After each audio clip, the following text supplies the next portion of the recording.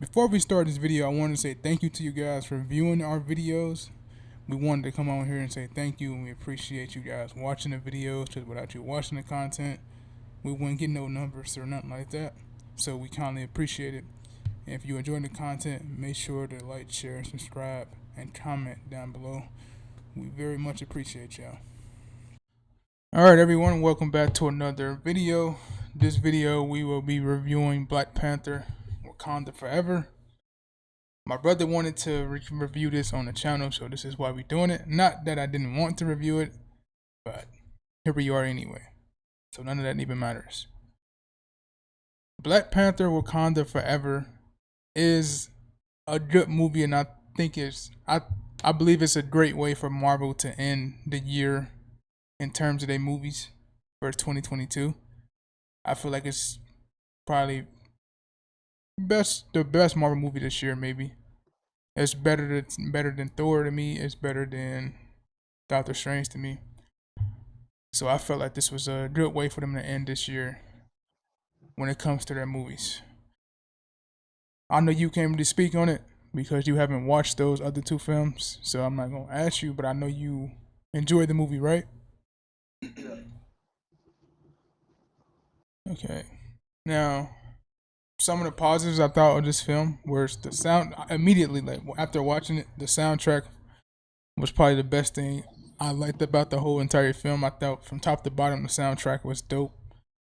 The performances were live. Angela Bassett was great. The speeches some of the characters made in the movies were great, and the pacing, even though it was long, like a long 2.5 hour movie, you really don't.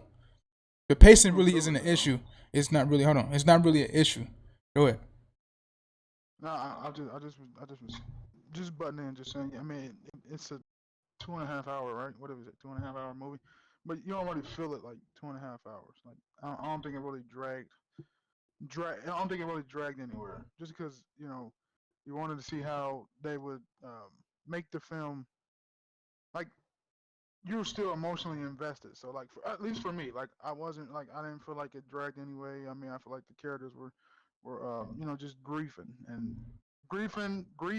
and mourning like with the audience too. So like I didn't really feel like it dragged anywhere. I feel like it was the pacing was well put together.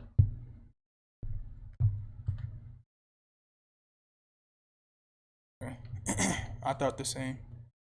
Even though it was a 2.5 hour movie, it don't really feel like 2.5 hours. Everything just flows so well. Jerry was great. Queen Ramonda was great. Okoye was great. I actually thought the villain was pretty. He was alright too. He was a cool villain. Once you get down to the nitty gritty, I don't really see him as a villain. I just see his aspirations are very valid. Everything he tried to do in this movie is very valid, and that's for both sides. When I came out of this movie, I felt like both sides were pretty much fighting for the same thing, which was to protect their land and shit and their people for the most part. So that's how I felt about Yeah. both of those. I think Ryan Coogler, like the villains in, okay, so Killmonger in the 2018 Black Panther, Killmonger and Namor. I think they were all like great great villains. Like you know what I mean, like they were developed well. Like they didn't feel like they were just like piggybacking. Like well in the case in the first movie, you didn't really like initially, like you didn't. I mean, from the trailer, you knew Killmonger was the main villain, but at first, Claw is his name. I'm sorry, there it is. You can't tell me. Claw. When you watch the movie, I feel like Claw was the main villain at first. Because if you think about it, Killmonger doesn't appear until maybe I don't know 25 minutes in the movie or whatever. Um, so yeah, I mean, I think Coogler like writes his villains very well, and the same could be said for Namor here.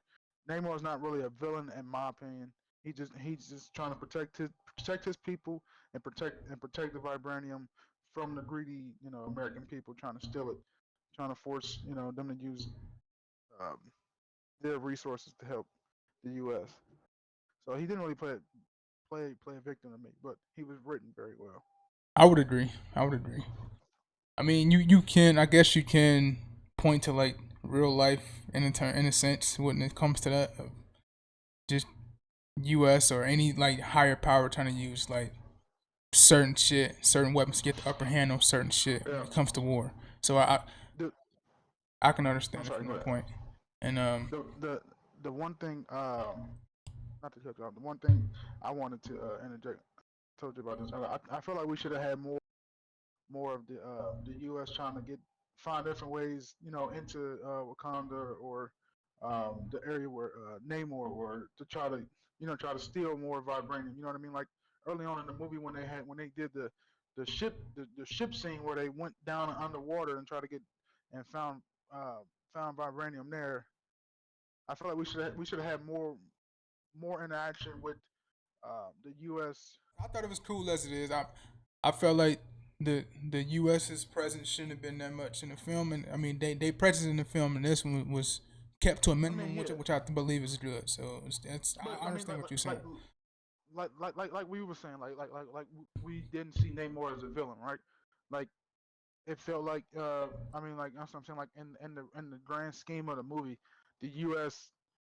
the Americans are like really you know what I mean? Like they feel like the villains because at first they trying to steal resources. You know what I'm saying? The whole reason Namor gets brought up is because they were trying to steal vibranium, from them guys. You know what I'm saying? That's what I'm saying. Like if we would have still got that kind of conflict of, like a real villain trying to go steal from, just these random people. I feel like them that aspect.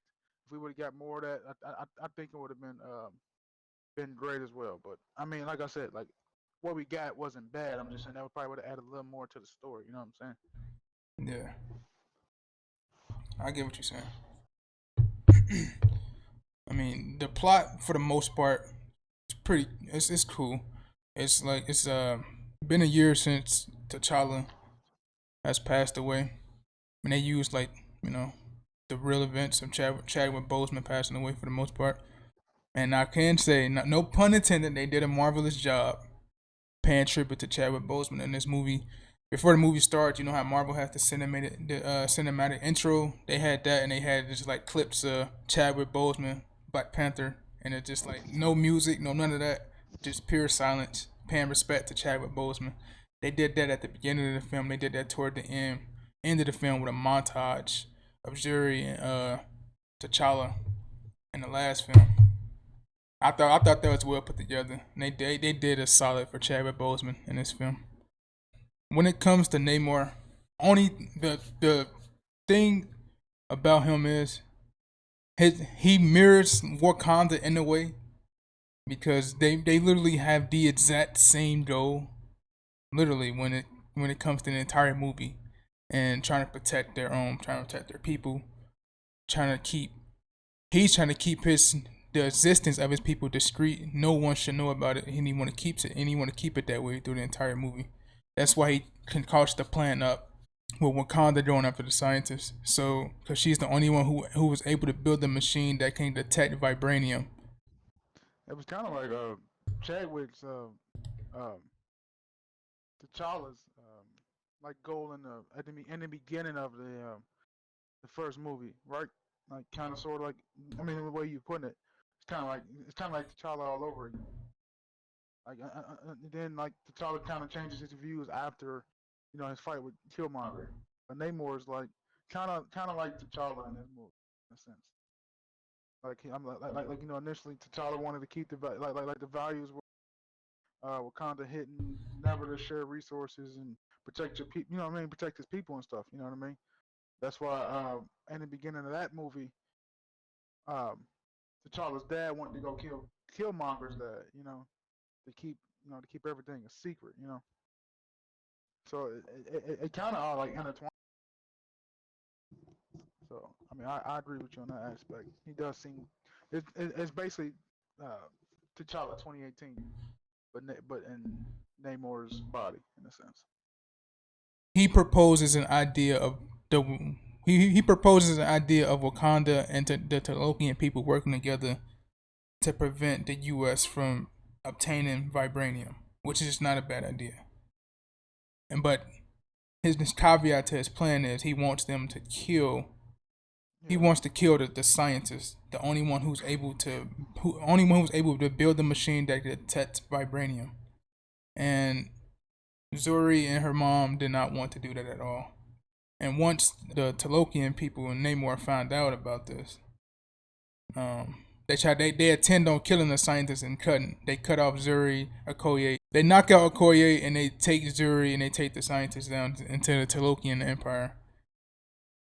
So Queen Ramonda ends up tracking down Nakia and telling her and asking her to see if she can locate Zuri, since Zuri has been taken by the Talokian people and Namor.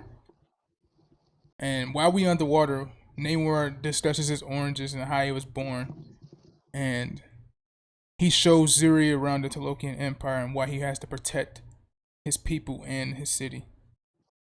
I think the music choices and most of the scenes in it enhances, you know what I mean, the scene. Yeah. Just just tremendous choices. I mean, I probably had to go back and listen to the 2018 album, but I would say this is the best soundtrack, you know, of the two Black Panther movies as of right now. Mm. Mm. I don't know. Yeah, I would have to go back and listen to the other version Yeah, yeah. first. Yeah, but I mean, that just feel like it's better. Because because it's so much in emotion, like I don't know, like some of the music that they play, like you actually feel like how they kind of feel in the movie, like you know. Of course, I agree. I agree. That's why I say the soundtrack is like the best thing about the whole entire film. Nakia infiltrates the Talokian Empire and she ends up getting Zuri. In the meantime, she has to take out some Talokian people to do it. And she does that, and that ends up starting a war between the Talokians and Wakanda. So the Talokians, Yeah. so they infiltrate Wakanda and they do some destruction to Wakanda, right? And Mm-hmm. Namor, his ability is pretty cool.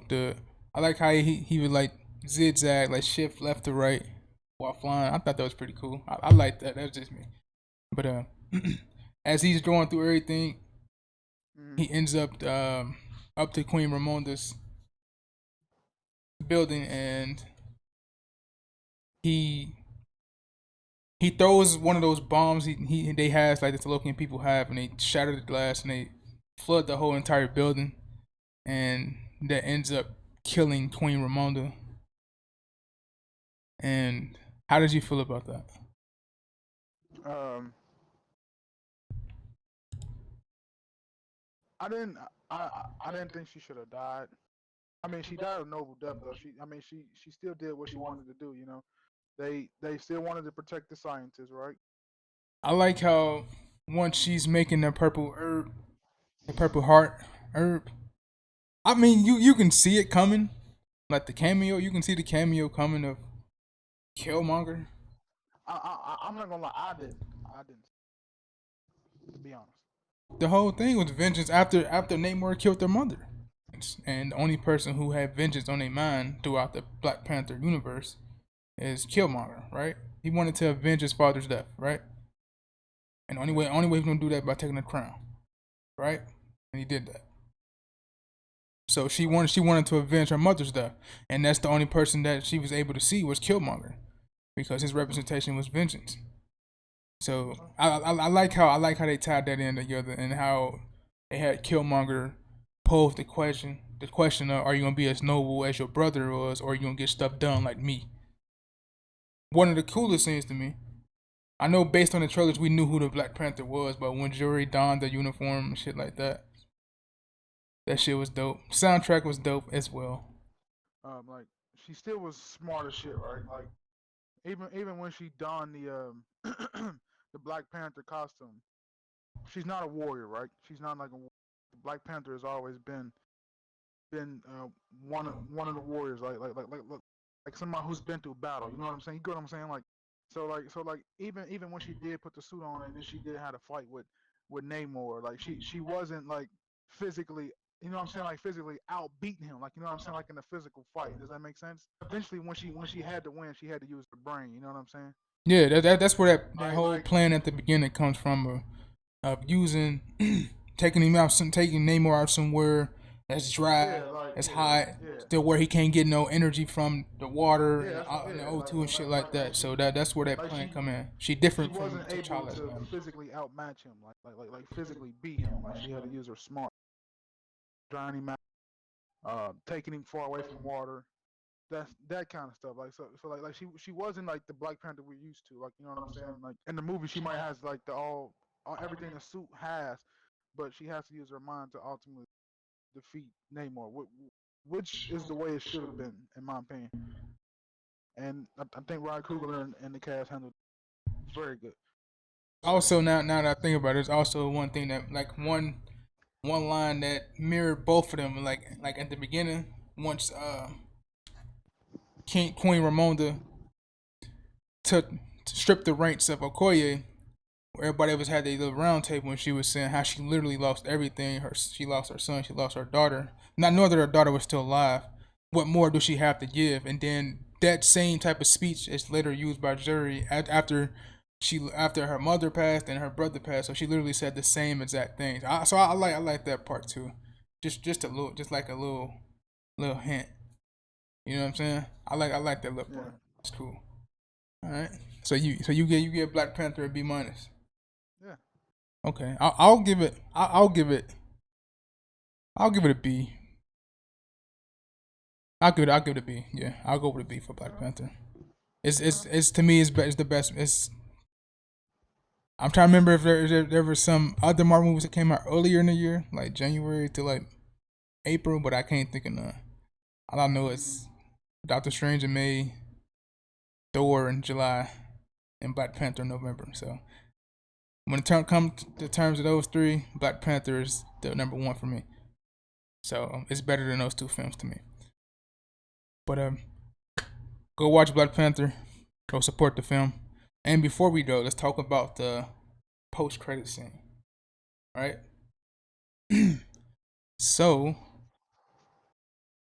we've been talking about Nakia, and in this film, she had moved to Haiti, and she has been there for the last 6 years. They said for the last 6 years.